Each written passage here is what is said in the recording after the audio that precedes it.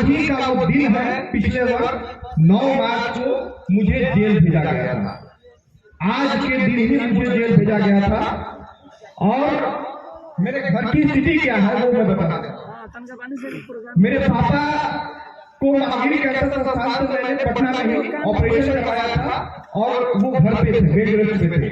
मेरे दादाजी 3 साल से ऑक्सीजन सिलेंडर के जरिए जी रहे थे, यानी मेरे घर पे सारा व्यवस्था था और घर पे ही ऑक्सीजन सपोर्ट पे वो जिंदा थे, यानी उनको किस तरह से देख रेख की जरूरत होगी आप लोग समझ सकते हैं।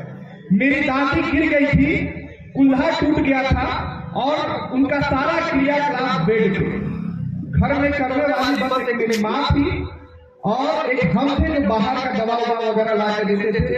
मेरे चाचा जी अपने 12 साल के बेटे को लेकर मुंबई के टाटा कैंसर हॉस्पिटल में इलाज करवाने गए थे और ऐसे में मुझे नोटिस भेजा गया और होली के दिन बुलाया गया। आप लोग बताइए होली के दिन कौन बुलाता है पूछताछ के लिए? होली के दिन बुलाया गया। मेरे चाचा ही जाकर बात किए, उसके बाद उन्होंने एक दिन का समय लिया। एक दिन बाद हम खुद गए। मेरे ऊपर कोई भी पहले से मुकदमा नहीं था, पहले से मेरे ऊपर कोई केस नहीं था, किसी तरह का मैंने कोई काम ही नहीं किया था। सच कहूं तो मैं वीडियो बस शौक के लिए बनाता था, कहीं कुछ गलत हो रहा है, कहीं कोई भ्रष्टाचार है उसके खिलाफ बोलता था, अच्छा लगता था मुझे। बाकी मेरी पढ़ाई चल रही थी और मेरा यही था, परिवार वालों का भी यही था शौक कि हम पढ़ लिख के कहीं वो नौकरी कर ले। लेकिन मुझे बुलाया गया, मैं गया। मैं इसलिए गया कि मेरे घर से पुलिस वाले ना जाए, क्योंकि मेरे घर से अगर पुलिस वाले जाएंगे तो 3 पेशेंट मेरे घर पे थे और उन लोगों के साथ क्या होगा आप समझ सकते हैं, उसके बारे में सोच के मेरे ऊपर क्या बीत रहा होगा वो आप सोचिए। मैं गया, मेरे से पूछताछ होने लगी, मुझसे कैमरा मांगा गया, मैं कैमरा दे दिया। मेरे से मोबाइल मांगा गया, मैं मोबाइल दे दिया। मेरे से जो पूछा गया मैंने सब कुछ, मुझे जो पता था मैंने बताया। फिर भी मुझे गिरफ्तार कर दिया गया। मैं गिड़गिड़ाता रहा, रोता रहा और मुझे मेरे जीवन में मुझे याद ही नहीं कि आज तक कितना किसी के सामने रोया, खूब रोया, खूब गिड़गिड़ाया। मैंने कहा कि अगर मुझे जेल भेज दीजिएगा तो मेरे घर से किसी न किसी एक का जो है डेथ हो जाएगा। और मुझे पता था कि कोई एक जो है मेरे घर पे दुनिया को छोड़ के चला जाएगा। लेकिन उन लोगों ने नहीं सुना, पता नहीं किसके प्रेशर में। उन लोगों को सोचना चाहिए वो ऊपर के जो है जगह पे पहुंचे थे, लेकिन फिर भी पता नहीं किसके दबाव में। पढ़ाई किया जब किसी के दबाव में आपको काम करना पड़े, लेकिन फिर भी वो लोगों ने भेजा। मैं जेल गया। जेल में हम पहली बार जेल गए थे। वहां किसी तरह से हम एडजस्ट करके 10-15 दिन बिताए।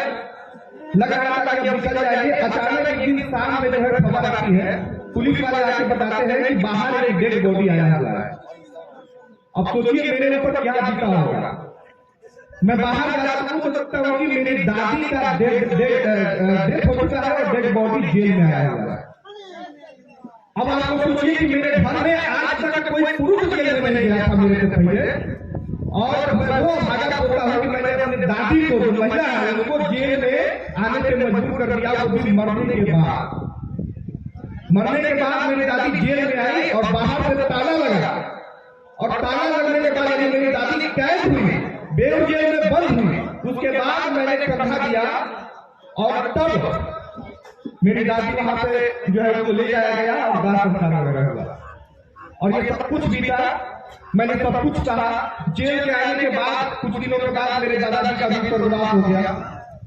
वो भी चिंतित थे, क्या उनसे बीत रहा होगा, सब लोग जान रहे हैं। मेरे पिताजी के ऊपर क्या बीत रहा होगा, उनका जवान बेटा जेल में है, उनकी माँ का डेथ हो रहा है, उनके पिताजी ऑक्सीजन पे है, वो चाहते भी एक दवा तक नहीं आ सकते हैं क्योंकि उनका खुद का ऑपरेशन हुआ है। और ये तमाम मुश्किलें हमने झेला और अब जाके जेल से निकलने के बाद मैंने कुछ नहीं बोला। मैंने जान लग रहा था कि वो एक नेता है, जान लो मैं सच्चा हूं, मैं निर्दोष हूं, मुझे पता था। और वो एक दिन आता है जब न्यायालय से मुझे दोष मुक्त कर दिया जाता है। अब ये मेरी कहानी है। मैं न्यायालय जिन लोगों को, भारत में जिन लोगों को न्यायालय में भरोसा है वो बताया हम तो दोष मुक्त हो गए, लेकिन मेरे को 70 दिन मेरी दादी का जो निधन हुआ वो, मेरे पिताजी के जो पिता वो, मेरे घर वालों के जो पिता वो, उसका हिसाब मांगने हम उसके पास जाए। अगर हम निर्दोष हैं तो हमको अरेस्ट करने वाले तमाम लोगों पर केस होना चाहिए कि नहीं होना चाहिए। और पता है हमको भाग्यशाली है कि हमारे अपनी कहानी आप लोगों के बीच में रख रहे हैं। मेरे जैसे कितने ऐसे राजेश होंगे ना, कितने ऐसे मनीष होंगे ना, जिसकी कहानी आप लोगों तक आ भी नहीं पाती है। फर्जी मुकदमा होता है, जेल में जाता है, उसका जीवन बर्बाद होता है और वो कहीं का नहीं जाता। अब आप लोग बताइए कि जो मेरे साथ हुआ है उसके गुनाहगार को सबके सामने लाना करना चाहिए। हम अगर हमको कहते हैं दोस्त मुक्त कर दिया यानी हम सही थे, तो फिर हमको जेल भेजा क्यों गया? हमको जेल भेजा क्यों गया? बात का जवाब कौन देगा? हम चाहते हैं कि आप लोग मेरी आवाज बने और आप लोग मेरे लिए, वरना आज कल हो सकता है आप में से कोई एक के साथ एक को जेल भेज दिया जाएगा, जेल कर दिया जाएगा, आपका जीवन कर दिया जाएगा। कौन कौन मेरे साथ है जरा हाथ उठा के बताया।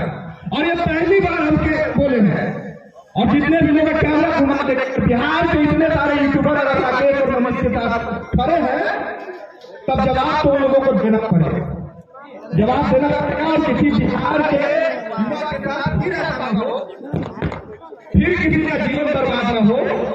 और मेरा सपना था कि मैं एक नौकरी करके सेटल हो जाऊंगा, लेकिन अब तो हम मरते दम तक बिहार के लिए लड़ेंगे। जिस चीज के लिए हमने अपने दादी को खोया है, जिस चीज के लिए हम अपने परिवार वालों को करता हुआ देखे हैं, उसके लिए हम लड़ेंगे, बिहार को बदलेंगे। और कहते हैं ना हाथी चीटी वाला, आप लोगों ने सुना होगा कहानी, हम वो चीटी बन के ना हाथी को बेचैन कर देंगे। ये बात याद रखिएगा। हम जान रहे हैं कि हम बहुत छोटे हैं, लेकिन तैयार छोड़ेंगे नहीं, जब तक है तब तक छोड़ेंगे नहीं। हम बस यही जानते हैं कि हम सही हैं और सही हमको न्यायालय ने कह दिया तो वो हमारे से पहले हमारा सारा वीडियो उठा के देख लीजिए। ना किसी पार्टी से मतलब था, ना किसी राजनीति से मतलब था, ना किसी जाति से मतलब था, सबके लिए हम वीडियो बनाते थे। फिर भी मेरे साथ ये सब कुछ हुआ। तो आज पहली बार आप लोगों के बीच में हमने अपनी बात को रखा है और अब आप लोग अपने अपने प्लेटफॉर्म के जरिए बात रखे और अब छोड़ेंगे नहीं। लड़ाई अब भी चलेगी लेकिन छोड़ेंगे नहीं। और लोग कहते हैं ना कि इसने नहीं फंसाया, उसने नहीं फंसाया, तो किसने फंसाया? किसी ने तो फंसाया जी, किसी ने तो फंसाया, किसी ने तो फर्जी मुकदमा दर्ज किया, तो उनको तो सामने आना पड़ेगा। बाकी जो है ये शुरुआत है, अभी बोलना शुरू किए हैं, आगे लंबा चलेगा। यही कहेंगे आप सब लोग का साथ चाहिए, आप सब लोग